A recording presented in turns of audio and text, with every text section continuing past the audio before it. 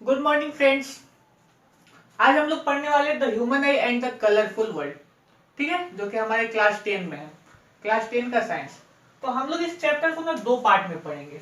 जो हमारे ये चैप्टर है उसको हम दो पार्ट में, कौन कौन से, पहला पार्ट हमारा रहेगा ह्यूमन आई, पहला पार्ट हमारा रहेगा ह्यूमन आई, और दूसरा पार्ट हमारा रहेगा नेचुरल फेनोमेना,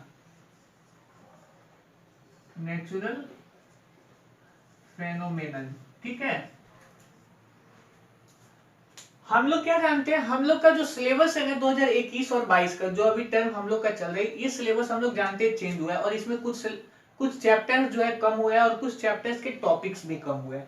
तो यहाँ पर हम ये बात क्यों जिक्र कर रहे हैं, आप लोग ये सोचोगे, तो ज्यादा नहीं सोचो, क्योंकि हम लोग यहाँ पर ये बात कर रहे हैं कि जो चैप्टर है इसे हम दो टर्म में पढ़ने वाले हैं, ह्यूमन आई और नेचुरल फेनोमेनन। ठीक है, इसमें जो ये ह्यूमन आई वाला पार्ट है ना, ये हम लोग का इस साल नहीं है।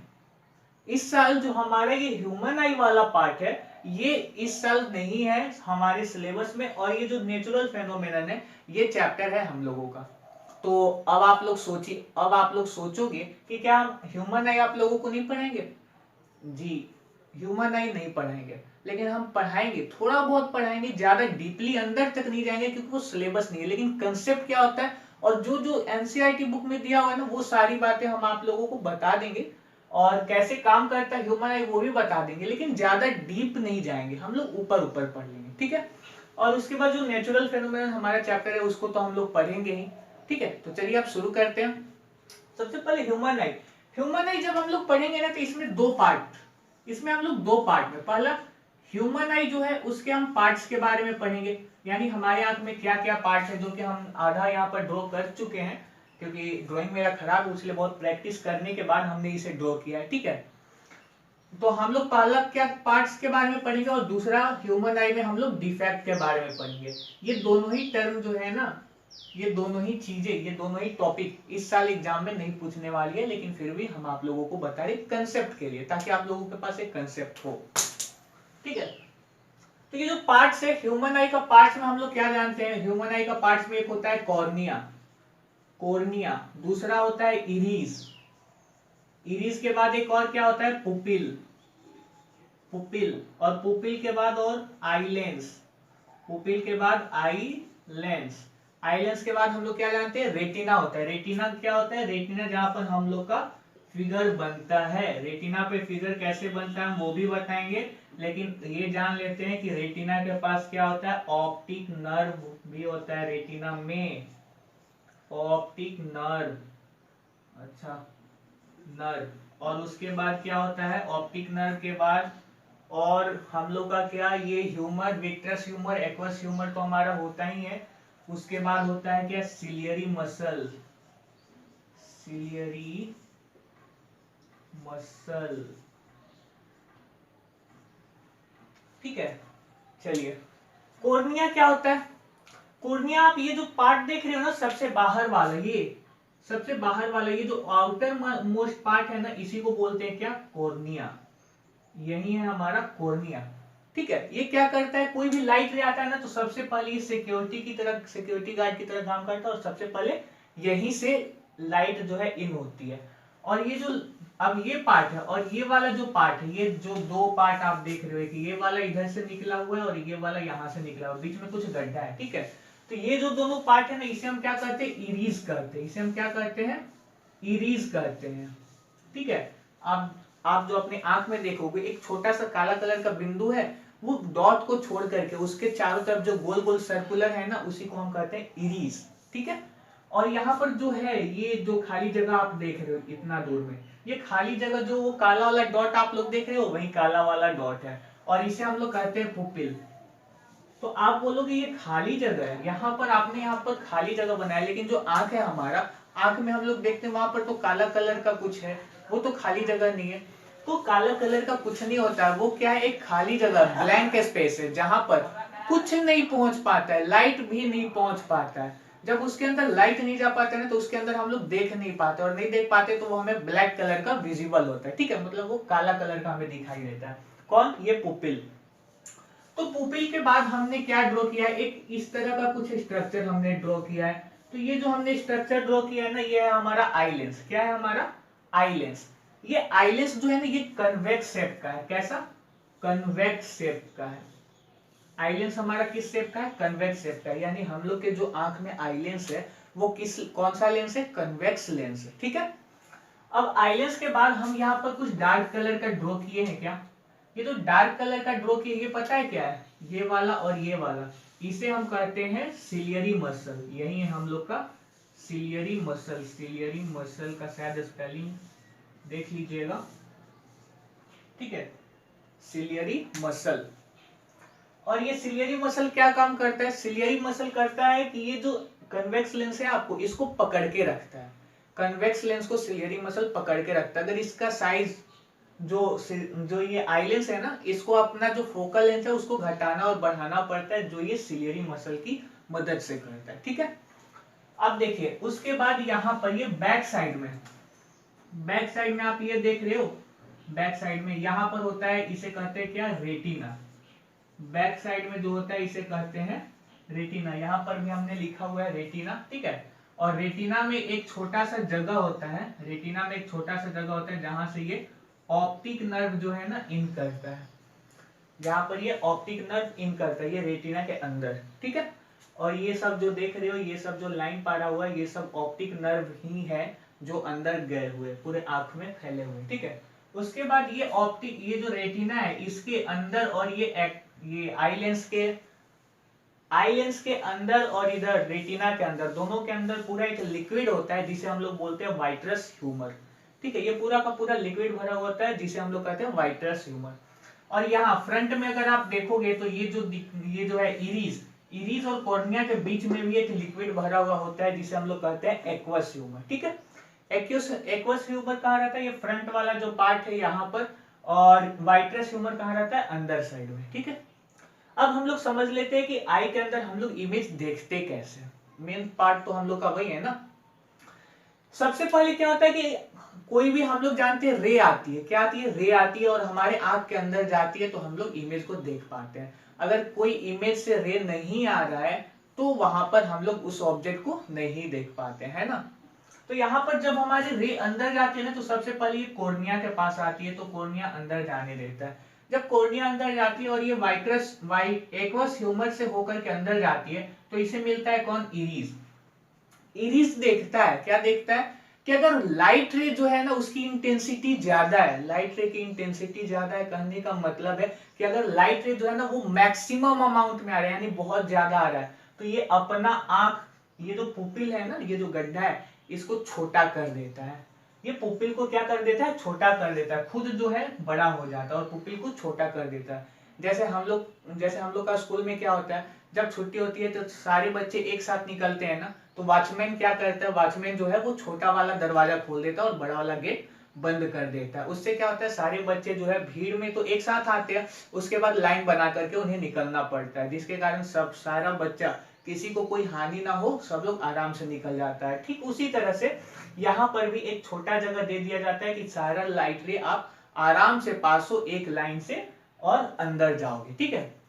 तो अगर मान लीजिए लाइट रे अगर कम आएगा तो ये अपना साइज बड़ा करेगा। कौन? इरिस जो है ये पुपिल का साइज बड़ा करेगा अगर लाइट रे कम आएगा तो। हाँ, अगर लाइट रे कम आएगा तो ये जो है साइज बड़ा करेगा। अब आप लोग बोलोगे कि हम लोग ये कैसे देख सकते हैं? तो आप लोग ये देख सकते हो, अगर आप कोई डार्क रूम में जाओ, मतलब जहां पर लाइट कम है, ठीक है, या फिर अगर मान लो किसी रूम में आपका दो लाइट जल रहा है, आप उस रूम में जाओ, उस रूम में जाओगे, अगर आप देखोगे ना तो आपका ये जो अंदर का जो ब्लैक वाला साइज है ना, वो साइज क्या होगा? छोटा होगा। और उसके बाद आप दूसरे रूम में जाओ जहां पर लाइट कम है, अगर वहां पर जाओगे ना तो आप देखोगे कि आपका ये जो आंख का अंदर वाला जो है ना पुपिल, वो उसका साइज बढ़ जाएगा। ठीक है। आप ये ऑब्जर्व कर सकते हो। कैसे ऑब्जर्व करोगे? एक उस रूम में जाओ जहां पर लाइट ज्यादा है और एक बार उस रूम में जाओ जहां पर लाइट कम है। ठीक है। तो उसके बाद जब यहां से लाइट रेज अंदर जाती है, ये जो यहां से लाइट रे हमारा अंदर गया, उसके बाद ये आई लेंस पे आया। आई लेंस क्या करता है ना, नॉर्मली ये जो है लाइट रेज इन सबको कहां पर फेंकता है? इन सबको फेंकता है रेटिना पर, जो हमारे बैक साइड में होती है। ठीक है। रेटिना पर जब ये लाइट रेज हमारा पड़ती है ना, तो उसके बाद यहाँ पर ऑप्टिक नर्व काम में आता है। कौन सा नर्व? ऑप्टिक नर्व काम में आता है। और ये ऑप्टिक नर्व जो है ना ये सारा लाइट रे को इलेक्ट्रिकल सिग्नल में चेंज करता है और इसको कहाँ भेज देता है, माइंड में।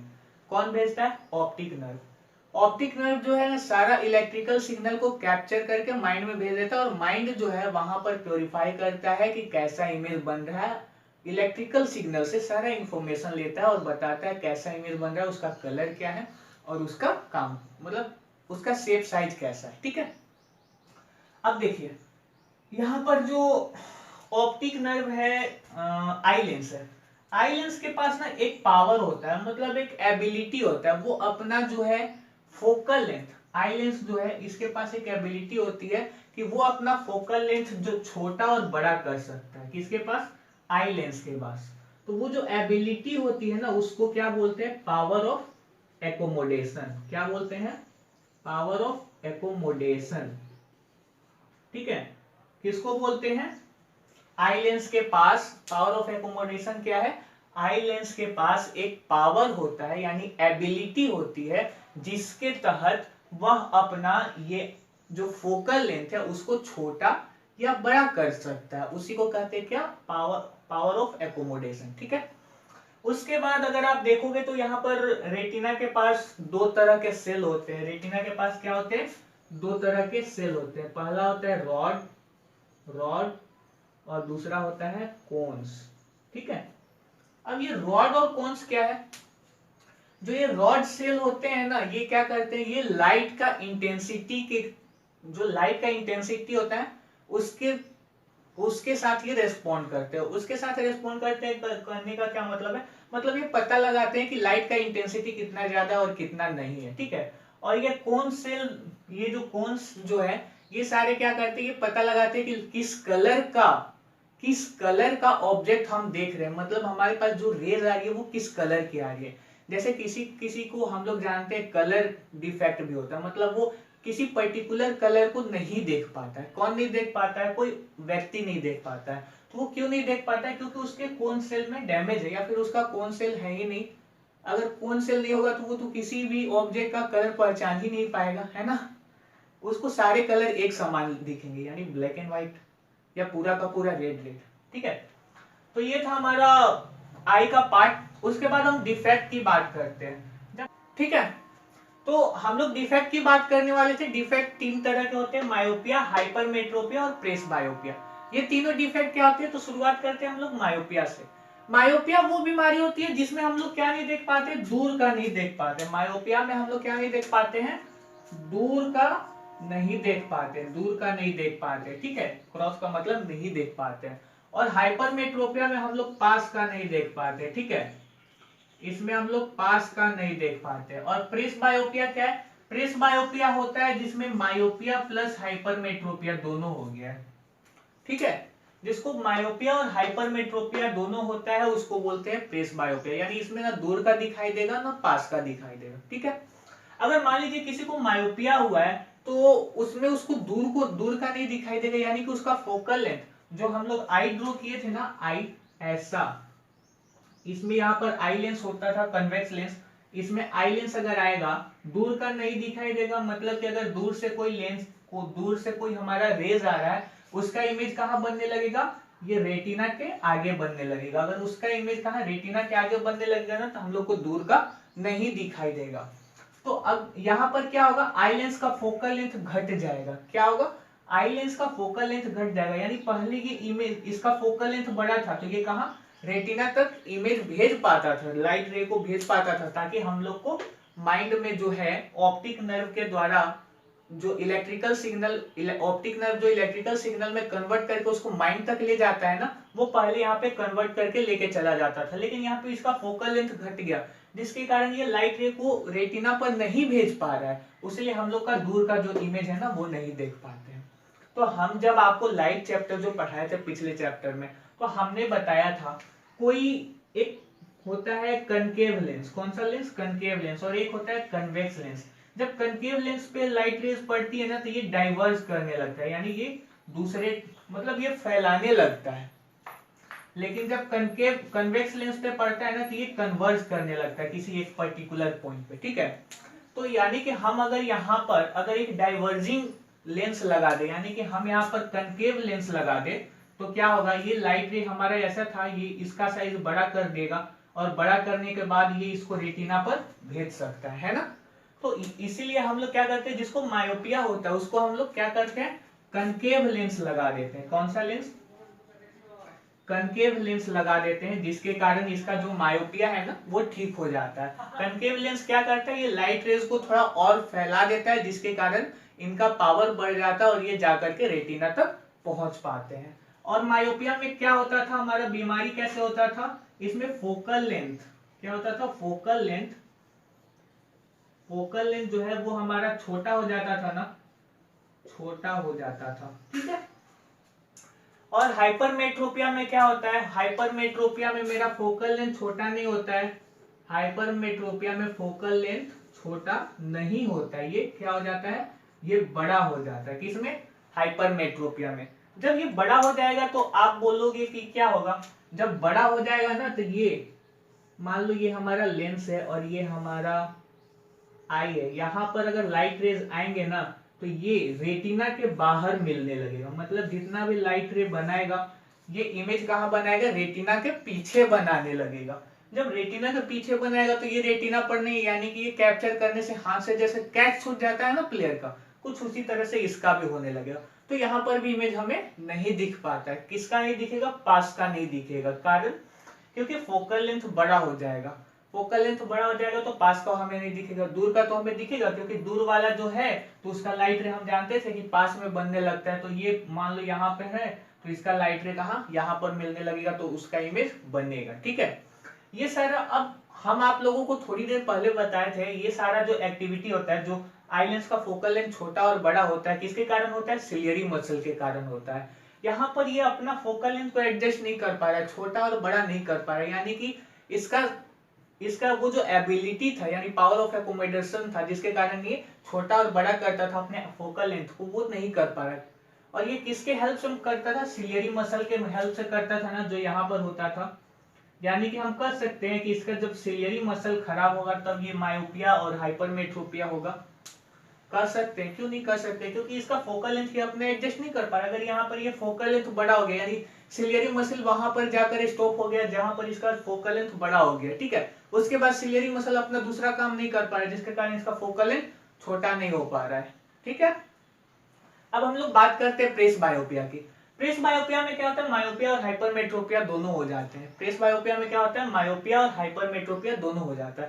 तो इसमें हम लोग क्या करते हैं ना, इसमें हम लोग बाईफोकल लेंस का यूज करते हैं। कैसा लेंस यूज करते हैं, बाईफोकल लेंस, बाईफोकल लेंस। अब ये बाईफोकल लेंस क्या है, इसमें हम लोग कौन सा लेंस यूज करते थे, इसमें हम लोग कन्वेक्स लेंस यूज करते हैं। कौन सा लेंस, कन्वेक्स लेंस।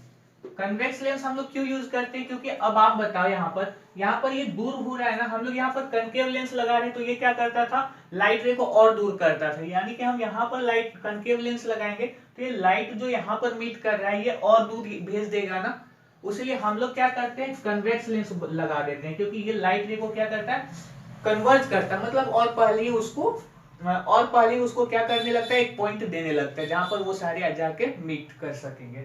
तो यहाँ पर भी हम कनकेव लेंस लगा देंगे तो ये इसको छोटा कर देगा और आकर के कहां पर मिलेगा, रेटिना पर, ठीक है। शॉर्टकट में हम आप लोगों को समझाने का कोशिश कर रहे हैं, आप लोग ज्यादा अच्छे से ध्यान दो। अगर वीडियो में आप लोगों को नहीं समझ में आ रहा है तो आप क्या कर सकते हो, दोबारा इसे प्ले करके देख लो, आप लोगों को ज्यादा अच्छे से समझ में आएगा। वैसे तो हम स्पीड में बोल ही रहे हैं, क्योंकि आप लोगों का ये सिलेबस में अभी नहीं है, ठीक है। आप लोग का सिलेबस कहाँ है, नेचुरल फेनोमेनन, वो भी अपने आप में एक बड़ा ही कंसेप्ट है और टॉपिक है, हम जिसे अभी समझाने वाले हैं। जस्ट एक लास्ट टॉपिक बच गया, प्रेस बायोपिया। प्रेस बायोपिया में हम क्या बोले, बाईफोकल लेंस यूज करते हैं। इसमें क्या होता है, मायोपिया और हाइपरमेट्रोपिया दोनों हो जाता है। अगर किसी व्यक्ति को मायोपिया और हाइपरमेट्रोपिया दोनों हो जाता है तो उसको क्या बोलते हैं कि उसे प्रेस बायोपिया हो गया है। अगर इसे ठीक करना है तो उसमें हम बाईफोकल लेंस लगाएंगे। तो बाईफोकल लेंस हम लोग कैसे लगाएंगे, क्या हम लोग, बाईफोकल लेंस का मतलब क्या होता है, बाईफोकल लेंस का मतलब होता है जिसमें कनकेव लेंस और कन्वेक्स लेंस दोनों लगा होता है। तो क्या इसमें हम लोग दोनों लगाएंगे, नहीं।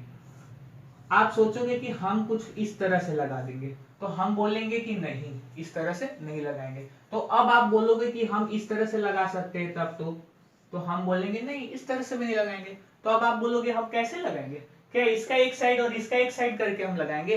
तो नहीं, वैसे भी नहीं लगाएंगे। तो हम क्या करेंगे? तो देखो हम क्या करेंगे, हम लोग ज्यादा कुछ नहीं करेंगे। एक चश्मा जो होता है ना, चश्मा, तो वो चश्मा लेंगे, उसका पूरा का पूरा एक लेंस होगा, चाहे वो कोई भी लेंस हो, ठीक है। और उसके अंदर एक दूसरा लेंस हम सेटअप कर देंगे। क्या करेंगे?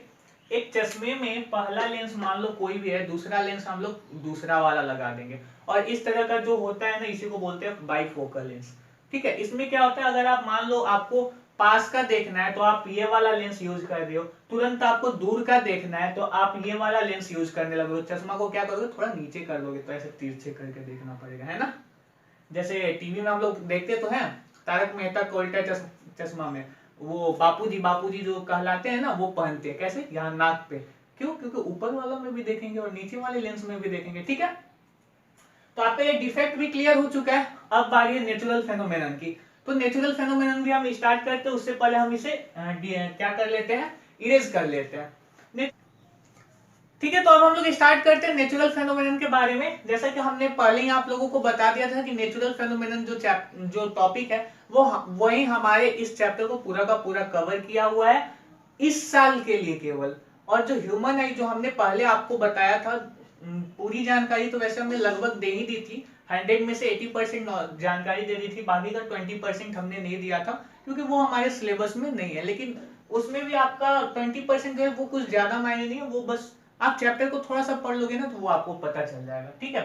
तो नेचुरल फेनोमेनन शुरू करते हैं। इसमें हम लोग का क्या है, 3 सब टॉपिक है। पहला है dispersion of light by prism, यानी प्रिज्म से डिस्पर्जन कैसे होगा। डिस्पर्जन क्या होता था, अगर लाइट रे कहीं से पार होता है ना तो उसी को डिस्पर्जन बोलते हैं। हम लोग बताएंगे इसे क्या होता है, लेकिन दूसरा उससे पहले सब टॉपिक हम लोग समझ लेते हैं। एटमॉस्फेरिक रिफ्रैक्शन है, और तीसरा जो टॉपिक है वो है स्कैटरिंग ऑफ लाइट, ठीक है।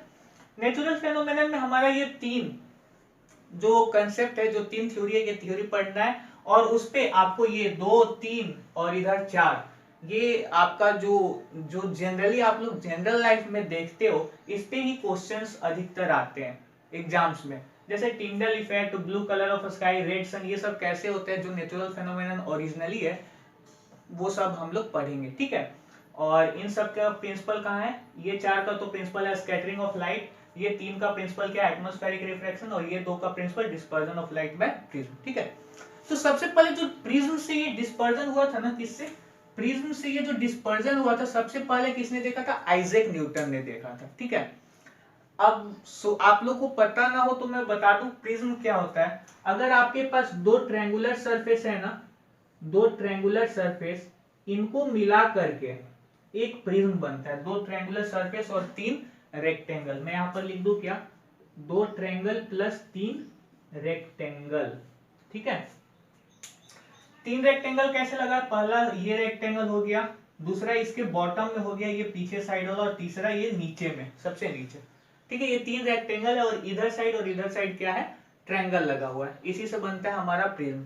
तो इससे डिस्पर्जन कैसे होगा, चलिए देखते हैं। Dispersion of light by prism करने का क्या मतलब है। डिस्पर्जन ऑफ लाइट हमारा कहलाता है कि अगर कोई लाइट रे जो है प्रिज्म से पार होता है तो उसी को हम लोग कहते हैं डिस्पर्जन ऑफ लाइट, ठीक है। हमारे पास मान लीजिए ये प्रिज्म है, ठीक है, ये हमारा क्या हुआ, प्रिज्म है। थोड़ा ड्राइंग अच्छा नहीं है, फिर से हम लोग ड्रॉ कर लेते हैं, ठीक है। ये हमारा हो गया एक प्रिज्म, थोड़ा बड़ा मैंने लिया ताकि आप लोगों को समझ में आएगा। अगर ये प्रिज्म है तो इसका कुछ एंगल होगा, क्योंकि ये ट्रायंगल से बना हुआ है ना, तो यहाँ पर हमारा एंगल है ए। यहाँ से क्या होगा, कोई लाइट रे आया, तो हम जानते हैं इधर कौन सा मीडियम है, रेयर मीडियम है। और प्रिज्म किस चीज से बना हुआ होता है, ग्लास से बना हुआ होता है। तो यानी इसका मीडियम क्या होगा, डेंसर मीडियम होगा। जब डेंसर मीडियम होगा यानी कि ये प्रिज्म है, तो इसका कुछ क्या होगा, नॉर्मल होगा ना। तो ये नॉर्मल मान लीजिए आपका अंदर भी है, ठीक है। तो ये जब नॉर्मल की तरफ, रेयर से डेंसर में जाएगा तो किधर बेंड करेगा, नॉर्मल की तरफ, है ना। तो ये यहां से बेंड हुआ कुछ ऐसे। अब जब ये बाहर जाएगा तो इस पे भी कुछ नॉर्मल होगा, है ना। जब ये बाहर जाएगा तो डेंसर से रेयर में जाएगा तो ये किधर बेंड करेगा, नॉर्मल से अलग, नॉर्मल से अलग बेंड करेगा, यानी कि ये आपका कुछ इस तरह से बेंड हो गया, ठीक है। अब आप बात को समझिए, यहां से लाइट रे क्या हो रहा है, इन कर रहा है, यहां से लाइट रे इन कर रहा है, तो ये कौन सा रे हो गया, इंसिडेंट रे, कौन सा, इंसिडेंट रे, ठीक है। ये अगर सीधा पार होता तो इसको जाना किधर चाहिए था, इधर, है ना। ये सीधा अगर पार होता तो इसको जाना किधर चाहिए था, इधर, लेकिन हम क्या जानते हैं, रेयर से अगर डेंसर में जाता है तो ये बेंड हो जाता है किधर, नॉर्मल की तरफ। ये हमारा नॉर्मल है, थोड़ा हम लाइट रे को ज्यादा उधर से साइड ड्रॉ कर दिए हैं, लाइट रे यहाँ से मेरा बेंड हुआ, इसी कोना पे हम क्या बना है, नॉर्मल। नॉर्मल को हम n से डिनोट कर रहे हैं, ये भी मेरा नॉर्मल है, इसे भी हम n से डिनोट कर रहे हैं, ठीक है। तो यहाँ पर नॉर्मल के साथ जो एंगल बनाता है उसको क्या बोलते हैं, ये हो गया हमारा इंसिडेंट एंगल, ये भी हो गया, ये हो गया मेरा रिफ्रैक्टेड एंगल, ठीक है। उसके बाद एक और एंगल इसमें होता है क्या, ये वाला लाइन देख रहे हो, ये हम लोग का एक्चुअल पथ होता ना, अगर ये सीधा सीधी लाइन पार हो जाता तो, लेकिन यहाँ से हमारा लाइट रे क्या हो गया, मतलब मुड़ गया है, यहाँ से हमारा लाइट रे क्या हो गया, मुड़ गया, और ये इस एंगल पे जाने लगे, यानी कि ये जो बीच का एंगल होता है ये हमारा कौन सा एंगल कहलाता है, इमरजेंट रे, ठीक है। उसके बाद एक और एंगल होता है, वो कौन सा एंगल होता है वो मैं आपके लिए छोड़ता हूँ, वो उसे आप कमेंट सेक्शन में बताओगे, ठीक है। मैं थोड़ा हिंट दे दूं, अगर मैं हिंट दूं तो जिस तरह से ये एंगल ऑफ इंसिडेंस का ये अपोजिट है ना एंगल ऑफ रिफ्रैक्शन, उसी तरह से ये एंगल ऑफ डेविएशन का भी कुछ अपोजिट होगा, ठीक है। तो ये एंगल ऑफ इमरजेंस जो हमने बताया, तो ये वाला जो लाइन कहलाएगा ये क्या कहलाएगा, ये लाइन ऑफ इमरजेंस, मतलब ये इमरजेंट रे कहलाएगा, ठीक है। अब जस्ट इसका अपोजिट है दूसरा वाला एंगल, ये आप लोग कमेंट सेक्शन में बताना, तब तक हम आगे बढ़ते हैं। Dispersion of light by prism हो गया, इसका एप्लीकेशन में क्या है, रेनबो फॉर्मेशन। रेनबो फॉर्मेशन कैसे होता है, अच्छा एक और टॉपिक है स्पेक्ट्रम। स्पेक्ट्रम क्या होता है, अगर कोई लाइट रे जो है ना, अगर कोई लाइट रे प्रिज्म से पार होती है, जैसे मान लीजिए ये आपका प्रिज्म है, अगर यहां से कोई लाइट रे हमारा पास होगा तो ये क्या होता है ना, ये अलग अलग कलर में ये पास होता है। जैसे कि हम क्या जानते हैं, एक व्हाइट लाइट जो है वो 7 कलर में डिवाइड हो जाता है, 3 3 6 एक 7। अगर कोई व्हाइट लाइट प्रिज्म से पास होता है तो वो 7 कंपोनेंट ऑफ कलर्स में टूट जाती है। और ये 7 कंपोनेंट ऑफ कलर्स में कैसे टूटती है, इनको याद करने का एक वर्ड है, कौन सा, विबग्योर, उसे हम क्या बोलते हैं, विबग्योर। इसको हम कैसे लिखेंगे, नीचे से लिखना शुरू करेंगे। तो सबसे पहले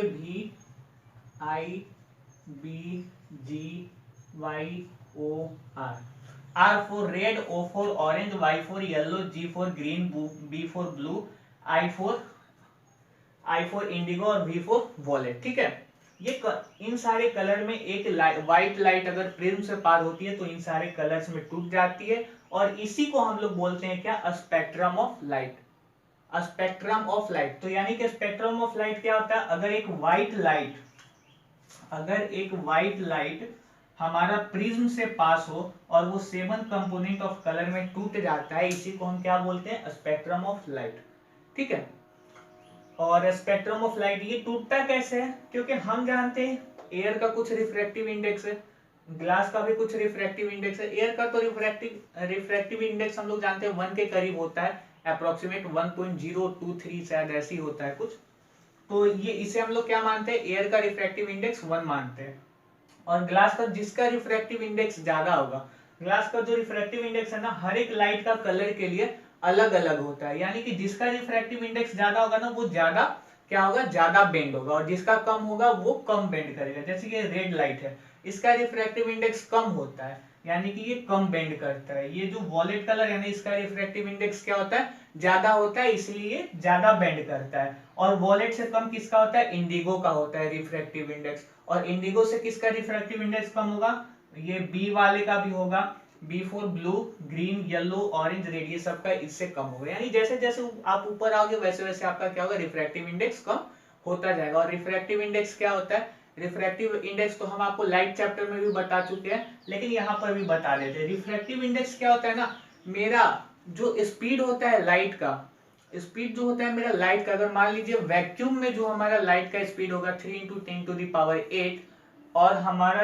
ये प्रिज्म में जो लाइट का स्पीड होगा, दोनों का जो हमारा क्या होगा, रेशियो होगा ना, उसी को हम बोलते हैं रिफ्रैक्टिव इंडेक्स, ठीक है। हमें लगता है आपको बात समझ में आ गई होगी। अब हम एक और टॉपिक जो रेनबो फॉर्मेशन है इस पे हम लोग बढ़ते हैं।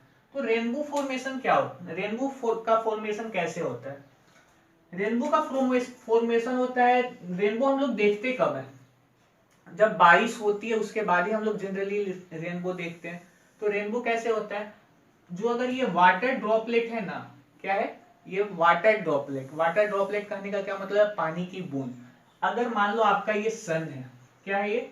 सन। अगर सन से आपका क्या आता है? लाइट का रे आता है।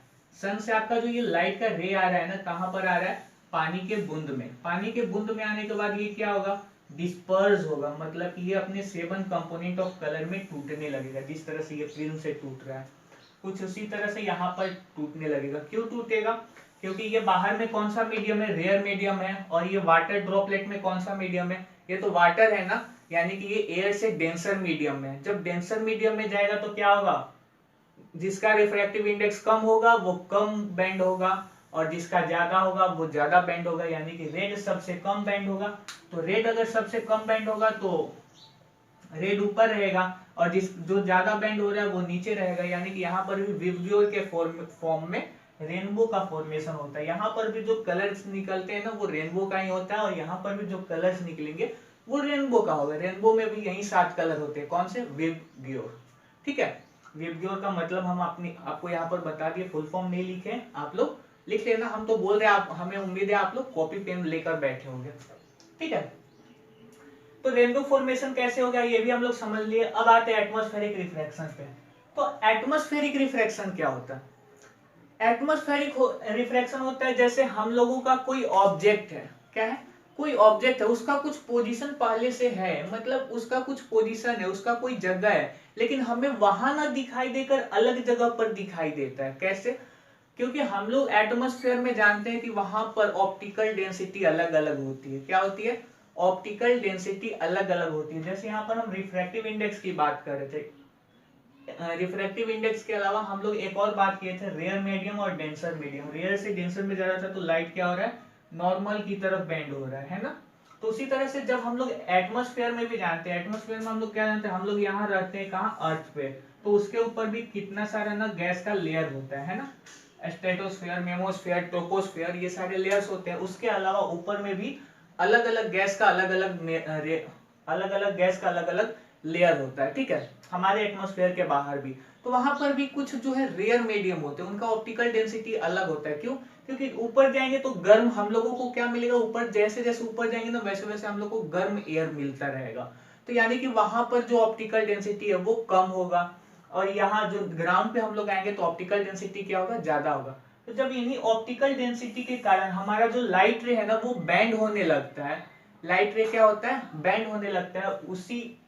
उसी केस को हम लोग क्या बोलते हैं? Atmospheric refraction. वो जो प्रोसेस होता है उसी को हम लोग बोलते हैं एटमॉस्फेरिक रिफ्रैक्शन। ठीक है, इसका एप्लीकेशन क्या है? Apparent star position.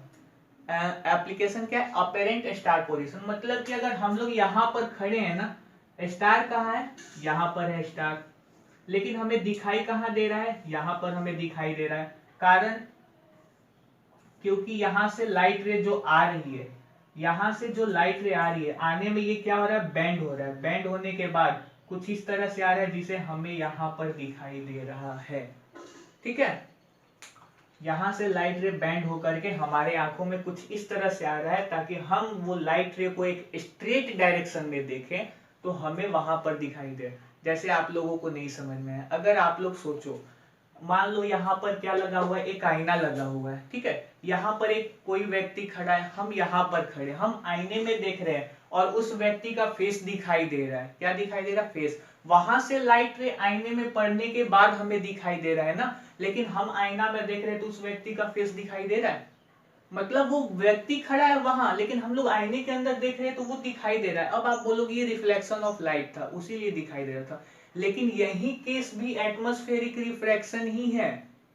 अगर ये जो लाइट रे आईने से रिफ्लेक्ट हुआ, क्योंकि ये हाईली पॉलिश सरफेस था, लेकिन यहाँ पर एटमॉस्फेयर में क्या है? एटमॉस्फेयर में हमारा अलग अलग लेयर है जिसका ऑप्टिकल डेंसिटी क्या है? अलग अलग है। तो यहाँ पर भी हमारा लाइट रे क्या होगा? बैंड होगा। बैंड होगा। ठीक है, बात समझिएगा। और यहाँ पर उसके कारण हमें क्या दिखाई देने लगता है? जिस पोजीशन में हमें लाइट रेज आ रही है हम लोग उसी का स्ट्रेट में हम लोग मान लेते हैं कि ऑब्जेक्ट है, और हमें दिखाई भी वहां देता है। ठीक है। जैसे यहाँ पर एक व्यक्ति का लाइट रे आईने से आ रहा है हमारे पास, एक व्यक्ति का लाइट रे आ रहा है आईने से हमारे पास, तो हमें उस व्यक्ति की ही इमेज दिखाई देती है। कहाँ? लाइट रे जो आईने से हमारे पास आ रहा है, ठीक है। अगर आईने से हमारे पास नहीं आता, उससे डायरेक्ट हमारे पास आता, तो हम डायरेक्ट उसका इमेज देखते हैं। अगर ये जो बोर्ड है ना, अगर इससे लाइट रे हमारे पास आने लगता, अगर इस बोर्ड से लाइट रे, किसी भी व्यक्ति का लाइट रे हमारे पास आने लगता, तो हम बोर्ड पे उस व्यक्ति का इमेज देख सकते थे, लेकिन ये पॉसिबल नहीं है, इसलिए हम लोग नहीं देख पाते। ठीक है, हमें लगता है अपेरेंट स्टार पोजीशन आप समझ चुके हो। ट्विंकलिंग ऑफ स्टार जो होता है, यानी स्टार जो है ना, हम लोग क्या जानते हैं, वो ट्विंकल करता है, मतलब उसका लाइट जो है कभी कम होता है, कभी ज्यादा होता है, कभी कम होता है, कभी ज्यादा होता है। किसके साथ होता है? स्टार्स के साथ होता है। प्लैनेट्स के साथ ऐसा नहीं होता। प्लैनेट्स के साथ ऐसा क्यों नहीं होता है? प्लैनेट बड़े होते हैं और उनके पास, तो अधिकतर प्लैनेट के पास लाइट नहीं होता, और जिनके पास लाइट होता है ना, वो हाई अमाउंट में हमारे पास आ जाते हैं नॉर्मली, वो उनके साथ ट्विंकल नहीं हो पाता। और जिनके साथ ट्विंकल होता है ना, यही कारण होता है। यहाँ पर लाइट रे जो है कभी आ जाएंगे, कभी रास्ते में क्या आ जाएगा, कंकड़ पत्थर आ जाएगा, तो लाइट रे हमारे पास नहीं पहुंच पाएगा, कम अमाउंट में पहुंचेगा। और कभी वो कंकड़ पत्थर हट जाएगा तो हमारे पास ज्यादा अमाउंट में पहुंचने लगता है। ठीक है, और हम लोग क्या जानते हैं, ऊपर का ये जो गैस है एक जगह नहीं रहता, ये मूव होते रहता है। यानी कि कभी हमारे पास लाइट रेज जो है ज्यादा पड़ेगा, कभी कम पड़ेगा। ज्यादा पड़ेगा तो हमें लाइट जो है स्टार का ज्यादा देखने को मिलेगा, और अगर कम आएगा तो हमें स्टार जो है वो कम चमकीला दिखेगा। ठीक है, इसी को हम लोग बोलते हैं एटमॉस्फेरिक रिफ्रैक्शन। एटमॉस्फेरिक रिफ्रैक्शन का यही मतलब कारण है, जिसके कारण हम लोग क्या देखते हैं, ट्विंकलिंग ऑफ स्टार देखते हैं। ठीक है, सनराइज और सनसेट डिले। सनराइज और सनसेट डिले कहने का मतलब है, अगर कभी कभी क्या होता है ना, कोई पोजीशन होता है जहां से हम लोग देख लेते हैं कि सनराइज जो, जैसे आप समझो बात को, हम लोग रात को क्या, मतलब शाम को हम लोग देखते हैं जब सूरज डूबने वाला होता है, लेकिन हम लोग जो सूरज डूबने वाला होता है वो जो मूवमेंट देखते हैं ना, उस मूवमेंट पे सूरज जो है वो डूब चुका होता है। सूरज उस मूवमेंट पे क्या होता है, डूब चुका होता है। जैसे अगर हम लोग कहाँ है, हम लोग यहाँ पर खड़े हैं, ठीक है, यहाँ पर सूरज डूब चुका है। क्या है, यहाँ पर सूरज डूब चुका है, लेकिन हम लोगों को यहाँ पर वो दिखाई देगा। कारण क्या है, क्योंकि लाइट रे जो है ना, यहाँ से जब पहुंच रहा है, लाइट रे क्या है, यहाँ से जब पहुंच रहा है, तो ये लाइट रे आने में हमारे पास बहुत ज्यादा मेहनत कर रहा है। ये बहुत ज्यादा देर तक कहाँ चल रहा है, ऊपर के आसमान में ट्रेवल कर रहा है। ठीक है, जिसके कारण हमारे पास आने में टाइम लग रहा है। ये ऊपर जो आकाश में, यहाँ पर देखो सन कहाँ पर है, यहाँ पर है, ऊपर में क्या है, बादल वगैरह है। यहाँ से जो लाइट रे आया ना, ऊपर टकराने के बाद हमारे पास पहुंच रहा है। कहाँ पर पहुंच रहा है, हमारे पास, ऊपर आकाश में टकराने के बाद। अब हम लोग जानते हैं ये ऊपर में कुछ नहीं है, क्लाउड है, तो हाँ ये क्लाउड से ही टकरा रहा है, हमारे एटमॉस्फेयर से टकरा के आ रहा है, और हम लोग ये लाइट रेज को देख पाते हैं, यानी कि हम लोग सन को देख पा रहे हैं। इसलिए हम लोगों को क्या लगता है कि सन, जो सनराइज और सनसेट है ना, वो अभी तक हुआ नहीं, दोनों का केस सिमिलर होता है। ठीक है, उसके उगने और डूबने से, उगने से पहले ही हम लोगों को उसका लाइट रे मिलने लगता है एटमॉस्फेयर के सहायता से, उसलिए हम लोग सन को पहले ही उगा हुआ समझ लेते हैं, और डूबने के बाद भी हमें मिलता रहता है, यानी कि हम लोग क्या नहीं समझ पाते हैं कि सूरज जो है डूब चुका है। ठीक है, यही जो है हमारा फेनोमेनन है। अब हम लोग का लास्ट टॉपिक आते हैं, scattering of light. Scattering of light कहने से क्या मतलब है? स्कैटरिंग का मतलब हमने शायद बताया था क्या, स्पेक्ट्रम का मतलब हमने यहाँ पे बताया था। अगर स्पेक्ट्रम का मतलब क्या था, एक व्हाइट लाइट प्रिज्म से पार हो रही है तो वो अपने कंपोनेंट ऑफ कलर में टूट जा रही है ना। अब ये स्कैटरिंग कहने का क्या मतलब है, स्कैटरिंग मतलब बिछड़ना, आप समझ लो।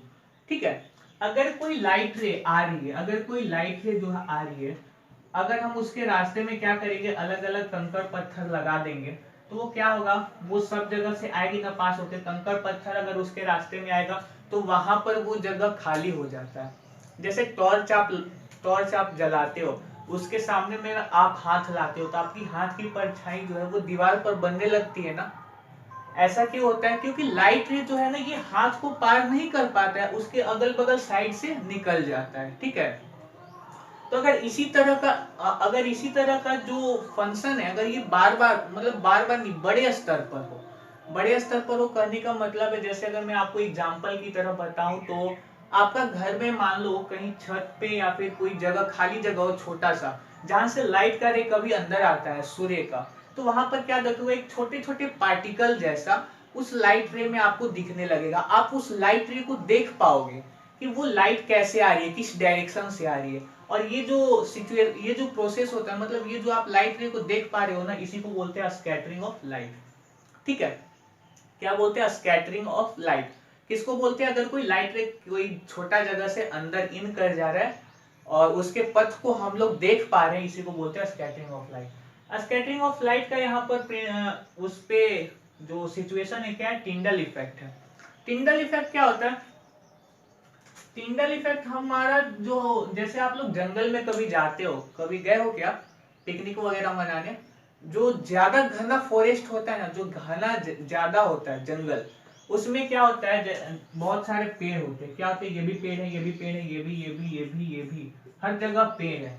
तो अगर कोई लाइट आएगा यहाँ से, तो उसको यहाँ से जगह मिला तो यहाँ से पास हो गया है ना, एक पतला सा यहाँ पर रास्ता मिल गया। फिर अगर वो देखो, मैं इससे बनाता हूँ, कोई लाइट रे यहाँ से पास हुआ तो उसको जगह मिला, तो यहाँ से एक पतला रास्ता पार हुआ, फिर यहाँ से एक पतला रे पार हुआ, फिर यहाँ से एक पतला रे पार हुआ। इसी तरह से पतला रे पार हुआ ना, तो बहुत सारा यहाँ पर रास्ता दिखने लगता है लाइट का। लाइट का क्या होता है, यहाँ पर बहुत सारा रास्ता दिखने लगता है, इसी को बोलते हैं क्या, टिंडल इफेक्ट। मतलब अगर लाइट रे जैसे यहाँ पर 7 कंपोनेंट ऑफ कलर में टूट रहा था ना, उसी तरह ये अपने ही कलर में टूटेगा। यहाँ पर कलर अलग अलग नहीं होगा, कलर इसका सेम रहेगा, लेकिन क्या होगा, इसको अलग अलग डायरेक्शन मिल जाएगा एक ही लाइट को बिछड़ने के लिए। जैसे कि डिस्को बॉल वगैरह में देखते हो, अलग अलग कलर का लेकिन उसमें लाइट होता है, लेकिन यहाँ पर अलग अलग कलर का लाइट नहीं रहेगा, उसमें एक ही कलर का लाइट रहेगा। क्या, एक ही कलर का लाइट रहेगा, अलग अलग कलर का लाइट नहीं रहेगा। और इसी को हम क्या बोलेंगे, टिंडल इफेक्ट। ठीक है, टिंडल इफेक्ट भी हो गया। उसके बाद हम क्या बात करेंगे, ब्लू कलर ऑफ स्काई। मतलब आकाश हम लोगों का ब्लू कलर क्यों दिखाई देता है।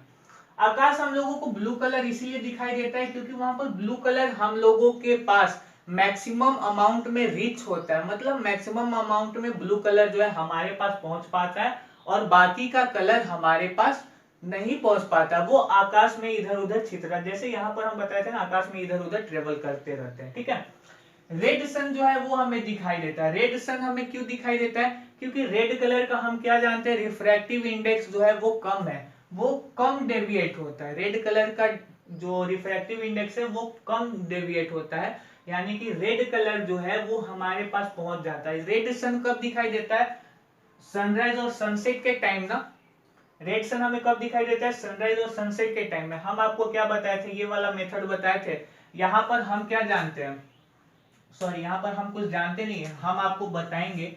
ये अगर हम खड़े हैं, यहाँ पर सन है, ये आपका ग्राउंड है, ठीक है, तो यहाँ पर रेड कलर जो है वो सबसे कम डेविएट होगा, रेड कलर हमारे पास डायरेक्ट पहुंच जाएगा, और बाकी का जो कलर है वो सब ग्राउंड में चला जाएगा। और ये किस केस में होगा, सनराइज के टाइम में होगा, और सनसेट के टाइम में कहाँ चला जाएगा, ऊपर चला जाएगा। यानी कि हमें क्या दिखाई देगा, केवल एक कलर हमारे पास पहुंच पाएगा, रेड, उसीलिए हम लोग सन को क्या देखेंगे, रेड। तो अब आप बोलोगे कि अगर मान लीजिए हमारे पास केवल ग्रीन कलर पहुंच पा रहा है, तो हम लोग सन को ग्रीन देखेंगे।